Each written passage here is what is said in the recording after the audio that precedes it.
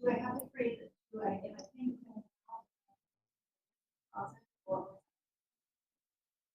This conference will now be recorded. Thank you, everyone, for being here today. We'll go ahead and call the meeting to order of the MPO Policy Board meeting for April the 13th, 2023 at 2:00 p.m. The first item is a roll call of those attending. John Dennis. Here. Tracy Brown. Here. Larry Leverance. Here. Peter Bunder. Here. Cindy Murray. here? Julie Ginn. Here. And looks like Scott Chandler with the NDOT. Here. And I don't believe Perry Brown is on. Is that correct? Yes, I am. Oh, you are there. They didn't have you marked on my sheet, but I was double checking, so I'll put you down as a yes. All right, thank you, everyone. We definitely have a quorum present. The first item on the agenda is the approval of the minutes of the March 16th, 2023 meeting. Those have been communicated to you in your packet. Do I have a motion to approve the minutes? So moved. Second. We have a motion to second. Any changes or corrections? All right, hearing none, I'll conduct a roll call vote for approval. John Dennis. Aye. Tracy Brown. Aye. Larry Leverance. Aye. Perry Brown. Aye. Peter Bunder. Aye. Cindy Murray. Aye. Julie Ginn. Aye. Scott Chandler. Aye. The minutes are approved. The next item on the agenda is Resolution T23-04, resolution to amend the 2022 to 2026 Transportation Improvement Program and for some increased cost in some NDOT projects. And Doug will be presenting. Thank you, Mayor. Good afternoon, everyone. As the mayor mentioned, the Indiana Department of Transportation has requested an amendment to the current TIP. It involves updating 5 projects that are already programmed and adding 3 new ones. Looking at the 3 new ones, the first project is located on State Road 26 at the McCarty Lane intersection, and a new traffic signal will be installed. The anticipated construction date is in fiscal year 2025. The total cost being $200,000, and it is anticipated to be paid for with safety funds. The second new project is located on US 52, approximately 5.17 to 5.42 miles north of State Road 25. And this is the installation of the on-road charging system. A very exciting project. Construction is targeted for fiscal year 2024 with using federal STBG funds, total cost of $500,000. And the last project is an overhead sign inspection project. Nothing fairly spectacular about that one, but necessary. It looks like it'll be occurring in this fiscal year 2023, and this is a statewide project, not just in the Crawfordsville district. Regarding the 5 projects that we're updating, all 5 projects, the construction cost, no surprise, is going up. The amounts range from a pinch under $20,000 to nearly $400,000, and the specific amounts are shown in the staff report. We do have one project in which the construction date is changing, and that is on I-65. And that will be moving from fiscal year 2023 to 2024. And that is located at the State Road interchange, and it involves concrete pavement restoration. The Technical Transportation Committee did review this request at its March meeting and recommended approval, and APC staff is also recommending approval. Are there any comments or questions that I can answer?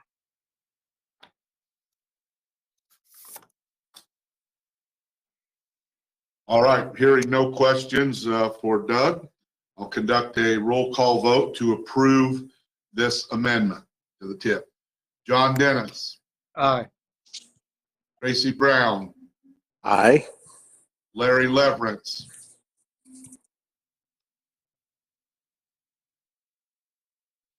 Larry, you still with us?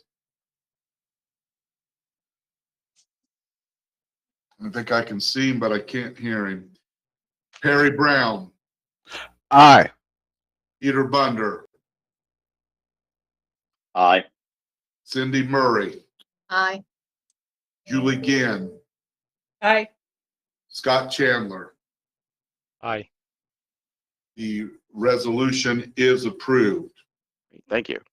The next item on the agenda is Resolution T23-05, resolution to amend the 2022-2026 Transportation Improvement Program for some a project for City Bus, and Doug will be presenting again.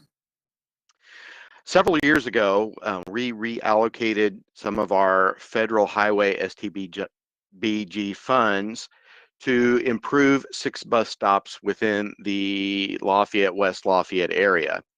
And over the years, project started moving forward and then stopped. And in the current tip, it is currently shown in the appendix as information only. Now, years ago, the Federal Transit Administration recommended that we show these older projects in the appendix so that in case if we wanted to move them forward, all we had to do was a modification. We did process that in early March, on the 2nd to be exact, and NDOT then replied to us that we can no longer do that, that they prefer an amendment to the tip. So that's what we're doing here, is that we're programming the project back into table 4, the financially constrained project table. So the project is fairly straightforward. You see the information. STBG federal funds will be used to approve 6 bus stops. This was presented last month at the Technical Transportation Committee, and they recommended approval, and APC staff is recommending approval. Are there any comments or questions?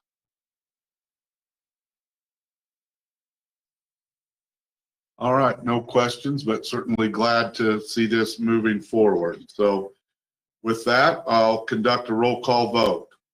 John Dennis, Aye. Tracy Brown, Aye. Larry Leverance,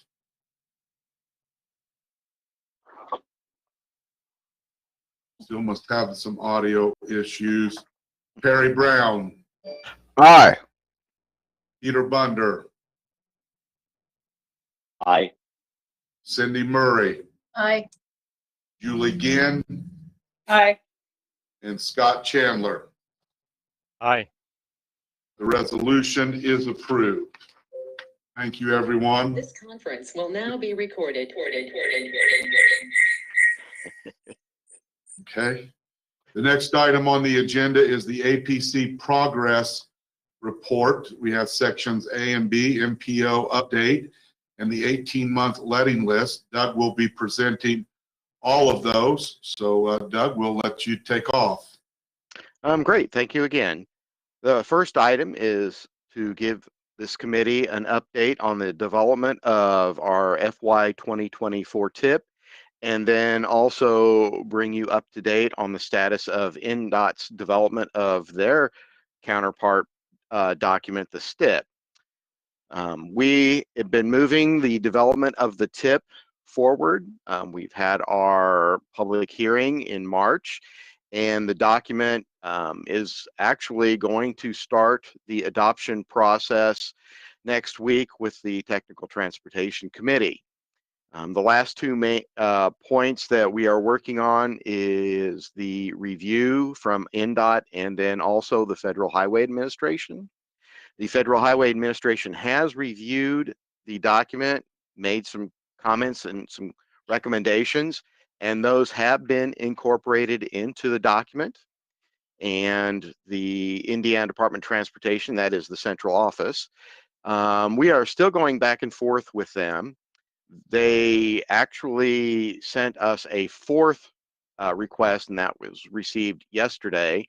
But in essence, all of the major items have been addressed. Basically, the one outstanding issue is the wording in Table 7, and that is where we make a recommendation on certain NDOT projects that we feel that are important to this area and recommend, of course, moving them forward. So the wording that we've used, especially in the previous 2-3 tips, and we've had this table in there since actually the 1999 tip, has for some reason now changed in terms of they would like the wording to change. So we are working on finishing that up. But then we hope to bring the draft document to this committee at the May meeting for your review and hopefully your approval. Any comments or questions?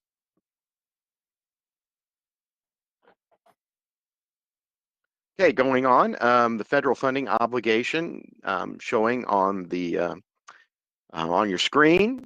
It shows that we do still have an outstanding balance of roughly $5.6 million. The good news is actually it has been obligated. The Yeager Road project, which all of these federal funds were allocated to, was approved for construction. We did send our MPO funding commitment letter to NDOT. So next month, we will be happy to show that all of our federal funds have been officially obligated for fiscal year 2023. In conjunction with that, it's been a while. The central office does show or send us the obligation report for the other MPOs, and they're in various stages. Some have obligated all of their federal funds, and some basically have not. So we just wanted to show you, at least provide an idea of where everybody else stands. Kind of interesting, if you look at the Muncie MPO and the Terre Haute MPO, basically there are a lot of zeros. We're still trying to figure out or have received information as to why they are all zeros. But I suspect in the Terre Haute MPO, from what I have heard, that their long range transportation plan, or MTP, has expired, and their TIP has also expired. So it sounds to me that there are issues with that MPO, and I'm not exactly sure what's going on with Muncie, but when we find out, we will definitely pass along. But as you can see, the standing of all the other MPOs. So we just thought we would share this information with you. And before I go on to the 18-month letting list, there's two pieces of information that I'd like to share. Tomorrow is the deadline for NDOT to submit the US bike route application for 37. We have not heard yet if they have already done it or plan to do it tomorrow. We are hoping to, or we will reach out to them next week, and hopefully we will have good news to report at the meeting next month. And then if you remember earlier this year, we looked at a thoroughfare plan amendment that was for a new non-residential collector on the south side of Lafayette. It has gone through the entire process. The county commissioners reviewed it and approved it. The Lafayette City Council reviewed and approved it. And as a matter of fact, yesterday, we actually recorded that here in the county office building in the recorder's office, and it is now actually posted on the APC website. So that project is finished, and it is officially a part of the county's comprehensive plan. Just some good news we wanted to pass along. The last bit of information is the 18-month letting list. And project number one, of course, is Jaeger Road. And the specific information regarding the letting is on page 2. The engineer's estimate was a pinch over $9.6 million. There were 2 bids submitted.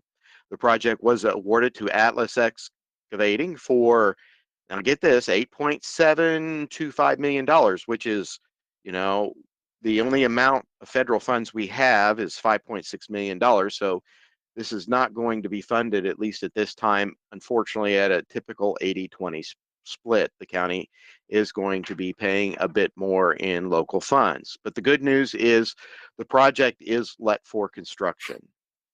Looking back at the front page, the 2 projects that are on US 52 that were on the bid letting for yesterday, unfortunately, both projects, according to INDOT's website, were over the engineer's estimate. And if you looked at all of the projects that were on the bid letting, there were 60 projects, and unfortunately 36 or 60% of them were over the project engineer's estimate. So again, it seems as inflation or other factors are playing into this. So hopefully we'll have some news about those projects next month. We do have a number of 3 projects programmed for May, one of which is the traffic signal modernization in the Crawfordsville district. That actually moved up, which typically doesn't happen, from a July bid letting to a May bid letting. And then going down the list, the project at the Indiana Veterans Home is no longer shown, so I do not have any additional information to pass along with that. I can help you with that, Doug, if you're okay. That would be excellent. Thank you. It is currently on a July letting for 2025. It has moved out. Great. It's one of those adjustments that we're making to kind of help with just the cost of business going up. So Not surprising. Yeah. And the one above that, just while we're on it, the line item number 9, that has also moved out to the same letting, July of 2025. Excellent. Okay. Great. Well, thank you. Yep, you bet. Those are the 2 changes that I have to give you. Excellent. Thank you very much. You bet, Doug. There are 2 other points I'd like to mention, project 15 and 16. The project 15 is on I-65, of course, the State Road 38 interchange pavement project. That is on a November bid letting. And then we're now seeing Bridge 527 move to a different fiscal year. And then the good news is on the second page, there are 4 new projects. And one I would like to specifically point out is on State Road 25 or 225, excuse me, and that is actually the truss reconstruction or repair, which looking forward to that. Hopefully that will actually occur at that month. So, and then of course the one we mentioned in the tip amendment on State Road 26 at McCarty Lane, that is actually showing up on the bid letting. So in summary, that is the 18-month letting list. Are there any comments or questions? Anybody got any questions for Doug? Doug, the only one I had on the 26th in McCarty, obviously a lot more people are using that, and that will continue. I think the light's a good idea, but is there any, and maybe there's enough room there already, I'm not sure about a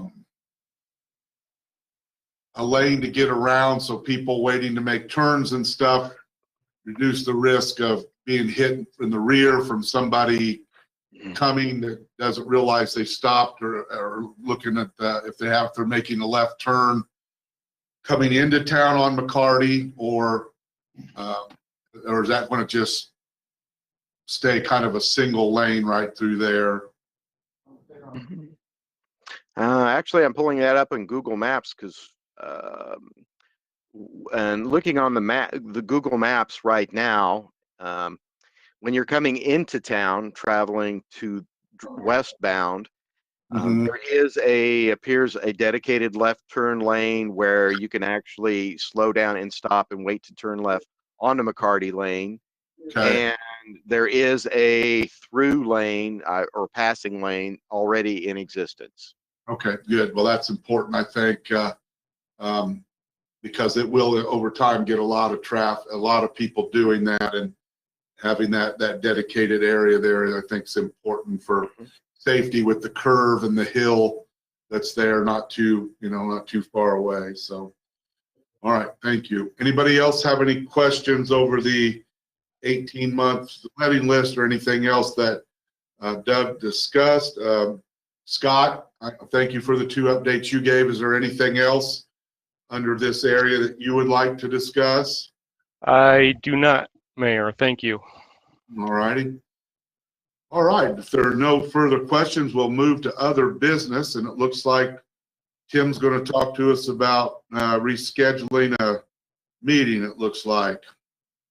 Yes, so it is our understanding that our normal meeting time for next month, May 11th, would kind of conflict with another meeting that the mayors have.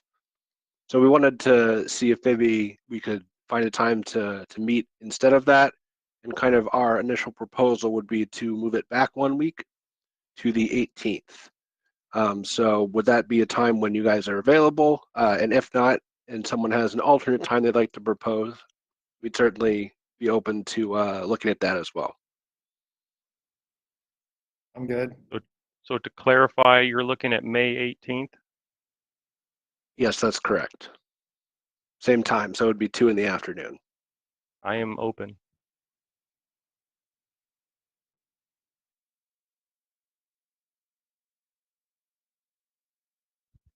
I am not, but it's not a meeting that I can't easily move, so I will just move what I have at 2 o'clock that day. If that day works for everybody else, I'll just make an adjustment there.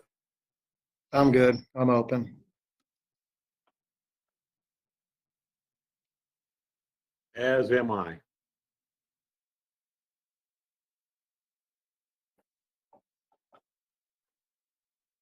Well, Tim, I think you've got the elected folks. Cindy, are you open that day?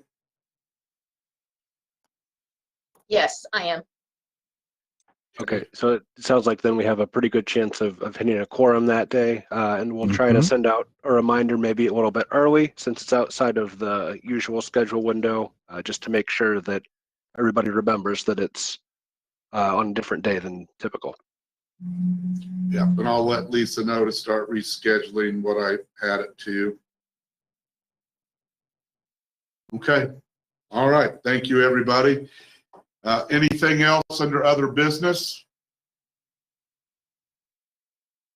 All right, hearing none. Do we have any public comment? This time we have no comments on Facebook or YouTube, but we can wait 1 minute for the stream to catch up and I can time that. Thank you.